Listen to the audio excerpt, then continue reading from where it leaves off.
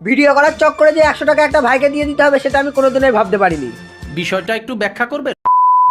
আজকে আমি এই ভাইটাকে চ্যালেঞ্জ দিলাম, মেলার থেকে যদি 50 টাকায় 3টে খাবার খেতে পারে তাকে আমি দিয়ে দেবো 100 টাকা। ভাই তো খাবারের কথা শুনে অনেকটাই খুশি, সেই জন্য দৌড়ে চলে গেল খাবার খোঁজার উদ্দেশ্যে। এই মেলাতে কিন্তু দর্শকরা না থাকলেও দোকানের সংখ্যা অনেকটাই বেশি ছিল। আমার তো মনে হচ্ছে না যে 50 টাকায় 3টে খাবার কমপ্লিট করতে পারবে ভাই। তাও কিন্তু এই ছোট্ট ভাইটা মনে সাহস নিয়ে বেরিয়ে পড়লো আমার দেওয়া চ্যালেঞ্জটা কমপ্লিট করার জন্য। সে কিন্তু বুঝতে পারছিল না যে কোন দোকানটা ছেড়ে কোন দোকানে যাবে, সেই জন্য ভাই প্রথমেই চলে গেল একটা ফুচকার দোকান। এখান থেকে 10 টাকাতে মনের খুশিতে খেয়ে কিন্তু ভাই প্রথম খাবারটা কমপ্লিট করে ফেলল। তারপরে আমি তার কাছে জিজ্ঞাসা করলাম যে দ্বিতীয় খাবার কি খাবে, সে কিন্তু নিয়ে চলে আসলো আমার এই আমুলের একটা আইসক্রিমের দোকানে।